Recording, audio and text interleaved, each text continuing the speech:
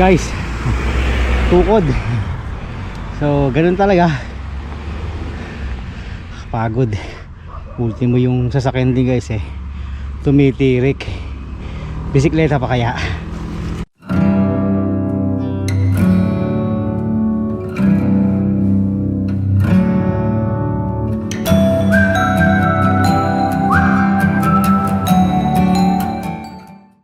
Isang pinagpalang umaga mga kapadyak. Muli nagbabalik ang iyong lingkod, Oscar Rota po. Nagbibigay sa inyo ng informasyon at dokumentasyon sa aking paglalakbay sa araw na ito. At ngayon maganda ang panahon.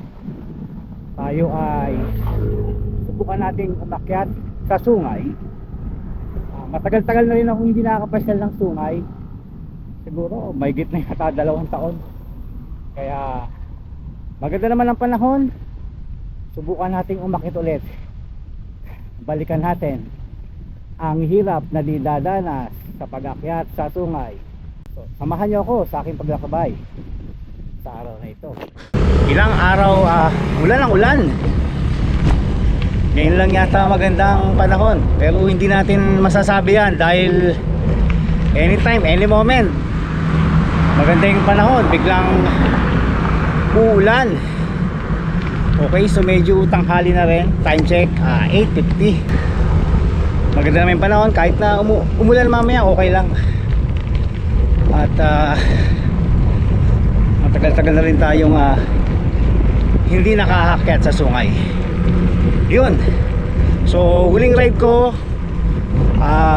nung uwi kami ng Nueva Vizcaya, nung Ninoy's Day. Kaya ngayon lang ulit ako makakapagawa ng vlog.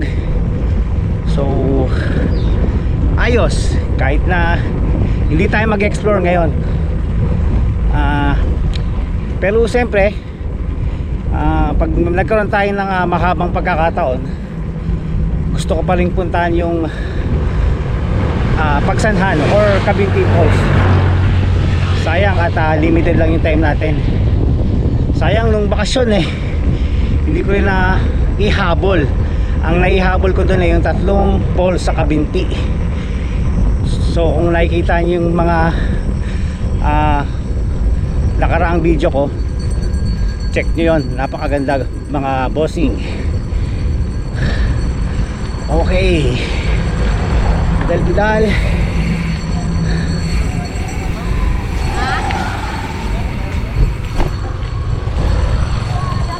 Sana huwag namang umulan. Sana makisama naman ang panahon para naman mag-enjoy tayo. Nandito na tayo sa Color Wall. Bababa na tayo ng Tanawan. Ayun, unpredictable talaga guys ang panahon. Kanina parang uulan na, ngayon parang makulimlim na maaraw. Sana ganito na lang hanggang pagkakit ko ng Sungay para hindi masyadong mainit. Kasi ang hirap makasa Sungay, lalo na pagtirik ang araw. Grabe, dagdag pagod. Maganda na ang daan dito sa Color Wall. Sinimento na nila, malapad na ang kalsada. At hindi na siya madulas. Unlike before na pag nag-brake ka, nakakatakot dahil may mga loose na buhangin. Pwede nga pagmulan yun ng aksidente. Nga lang guys, huwag kayo masyadong mapapasarap dahil since na tarik ay baka ang preno natin ay hindi ganun kalakas. Kaya moderate lang. Total naman hindi naman tayo nagmamadali.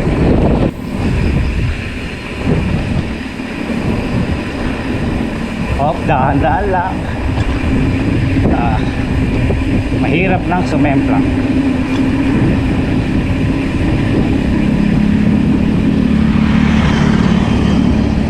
Ito lang guys ang maganda dito sa amin. Merong lugar na papunta sa Barangay Aya sa Talisay. Then pwede natin baybayin din yun hanggang makarating na tayo ng Sungay.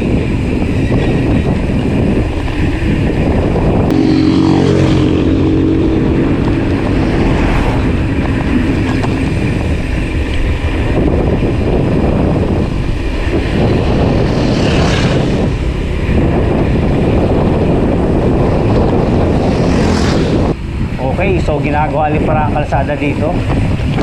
Medyo ingat din tayo. Mahirap palang magbumalik dito dahil ang kalsada ay ginagawa. Yun, marami palang mga gawa ngayon dito sa papuntang Aya.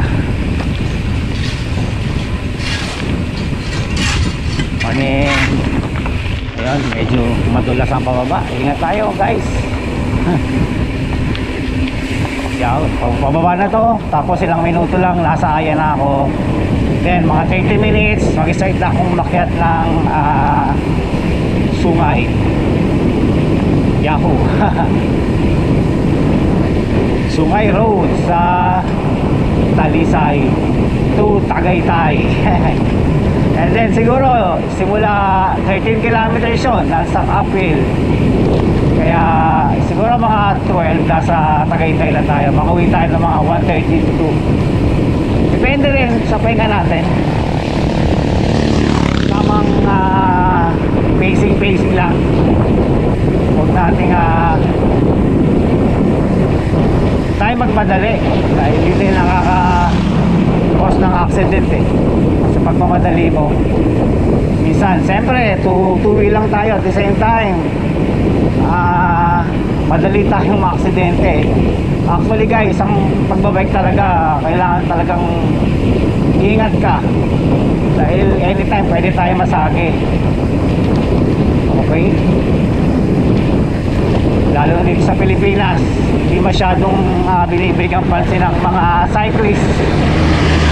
Hindi nire-respeto. Kita nyo naman guys yung nangyari sa parting Quezon City na nagkasagyan yung isang motorista at ang siklista.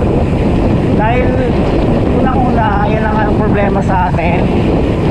Ako, nagmamaneho rin ako ng sasakyan, pero dapat bigyan mo rin talaga ng respeto yung mga siklista dahil ako, siklista din ako. So dapat respeto mo rin sila. Porket komot naka two-wheel sila, wala na silang karapatang gumamit ng kalsada. Diba? Pare-parehas lang tayong gumagamit ng kalsada guys. Di porket naka 4 wheels ka ay ikaw na ang hari. Okay, so ginagawa rin dito, malapit na tayo sa Barangay Aya. Ginagawa rin ng kalsada dito guys. Okay, baba na ako. Yahoo, dahan-dahan lang tayo. Ito na guys, ito na ang Barangay Aya. And then sa dulo kakanan tayo, pupunta muna tayo sa lake ng Talisay. Medyo magmerienda lang tayo ng konti doon, tapos akit na tayo, konting video ng konti, and then akit na tayo.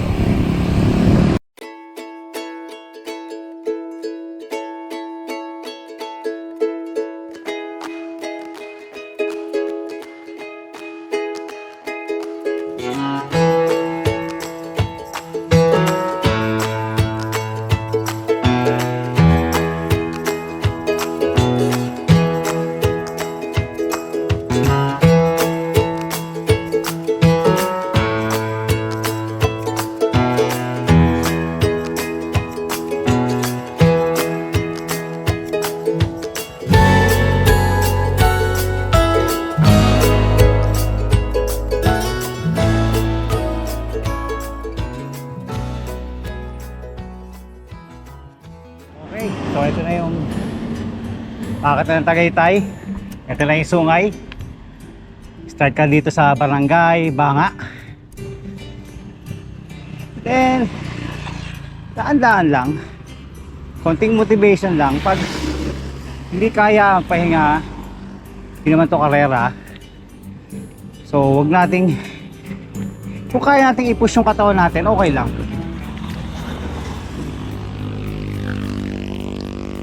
Pero pag nakakita na kayo guys ng twinkle twinkle, nakita na kayo ng stars sa harapan nyo, pahinga na kayo. Ibig sabihin nun, malapit na kayong mag sign off. Baba nyo na.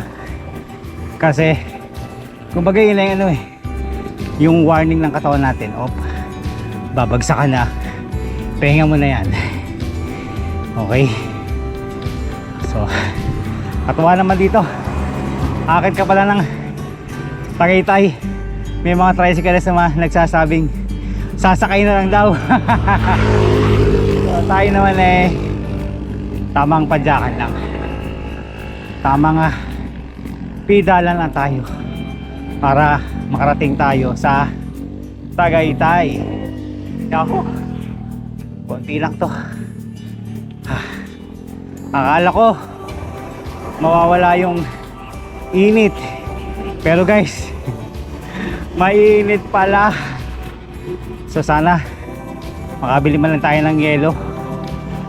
Dapat pala nagbaon na akong yelo para kahit pa paano hindi masyadong mainit yung inumin natin tubig. Pero panayad lang naman to. Okay, pag nandiyan na yung pader, kung hindi kaya, magbuhat. Yahoo.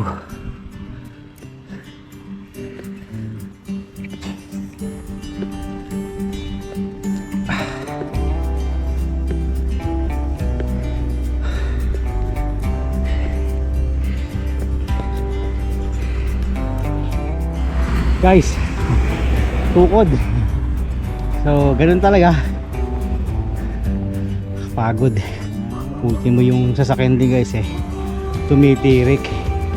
Bisikleta pa kaya. So, ayan. Pahinga-pahinga na ng konti, mga 10 minutes and then pedal ulit tayo. Ay! Pero talaga pag tira mag-uphill. Kapagod. Muna tayo, pahinga muna.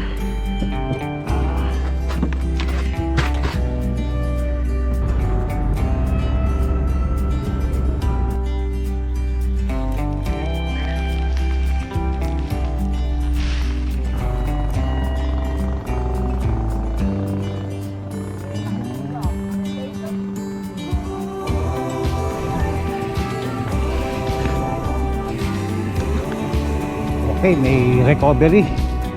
And then, dire-diretso akit na, puro siko na guys. So, bagal-bagalan na natin para makapagpahinga tayo ng konti para doon sa paakyat. Medyo may power ulit tayo. So, bagal-bagal tayo dito, pero pitik-pitik lang tayo muna dito para makapagpahinga ng konti. Ciao.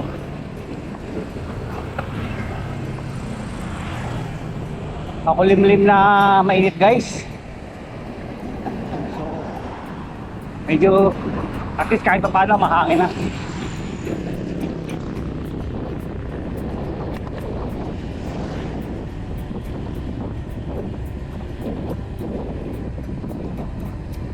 Ayun, San Guillermo Elementary School.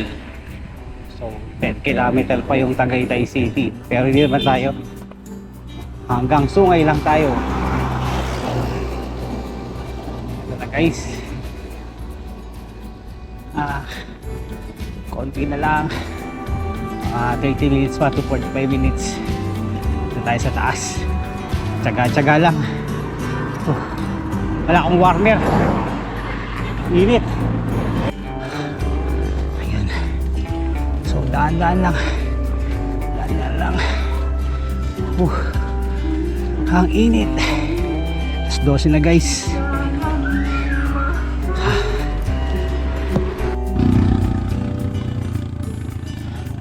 Pahinga muna guys.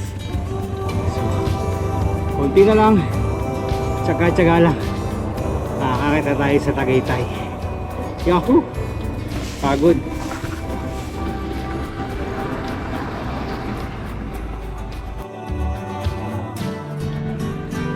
Okay guys, so success. Time check, 1:10. So, 2 oras nating inakyat. So, ang dami ko rin pahinga so, dati nakatatandaan ko, kaya kong idiretso yun. Pero ngayon, siyempre, matagal-tagal tayong hindi nag-uphill. Mahirap puwersahin, mahirap na. Okay, so pakanala tayo. Padiretso naman tayo ng Palace in the Sky, and then baba na tayo. Dadaan tayo sa Snake Road. Okay, so ito na yung kanto ng Sungay Road. And kanan, pabalik ng Palace in the Sky. Yahoo! And basta may Palace, may daan. Papunta naman tayong, mas shortcut dun eh. Mas malapit kung dadaan tayo ng Snake Road. Kahit na matarik, kaysa dediretso tayo ng papuntang Marcos Mansion. Yahoo! Then konti akit lang dito, iakyatin pa ako, pero konti na lang. Tsaga-tsaga. Yahoo! Mukhang ulan na guys. Sana wag tayong abutan ng ulan. Yes.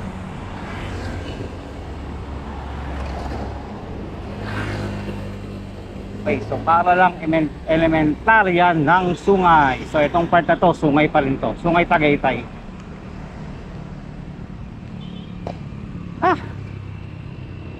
Ayos din yung marami lang sasakyan eh. So may part na makitid pa rin. Kanina naramdaman ko agad yung yung may truck na dadaan. So bigla akong tigil eh. So nawala ulit yung momentum ko. Mahirap na, baka masabitan ako. Kaya dapat nag-iingat din tayo. Ay, so, ang daming ginagawang construction doon sa Sungay Road. Daming ginagawa, ibig sabihin talagang matatabunan na yung magagandang landscape doon. Gawa ng naglalagay na ng mga bagong establishment. Yung sa lay na nga eh, dati pwede pang tambayan yung lugar na yon. Ngayon dahil siyempre yung mga nagpapasyal din doon, tinatapon lang nila yung basura nila doon sa may papasok, yung sa may loob mismo ng laing na. Kaya siguro kainis yung may-ari, since sa kanila naman yung lugar, nilagyan na nila ng arang. So wala nang pwede magpa-selfie dahil may bakod na.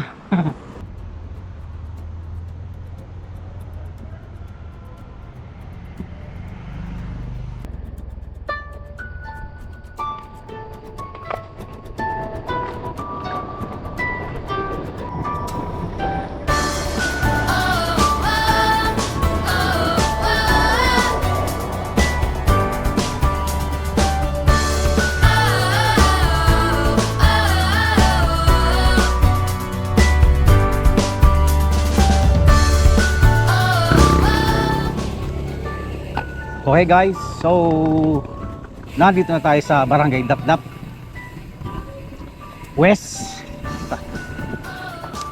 Mukhang bubuhos ng malakas na ulan. Ay, kanina sobrang init. Ngayon naman, ang lamig naman ngayon. Sana hindi tayo abutan ng ulan. Medyo kumukulog-kulog na.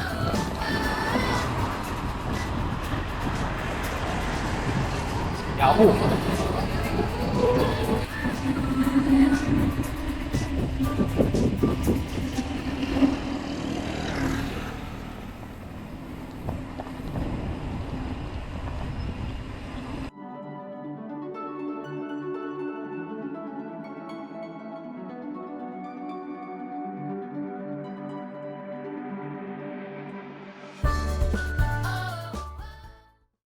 So ayos ang ride natin ngayon. So matagal-tagal na tayong hindi nakapasyal ng Sungay. At kanina ang init. Tapos naman ngayon may pagkakataon ng umulan. So panalo. Medyo natagal lang yung pag-akit ko sa Sungay dahil kinakalawag na rin ang tuhod ko. So dito ko natatapusan ang aking vlog. Sa mga bago sa aking channel, huwag po natin kalimutang mag-subscribe, i-click na rin po ang notification bell para lagi pong updated sa aking mga video. Hanggang sa muli, God bless you all. See you on my next vlog. Bye bye.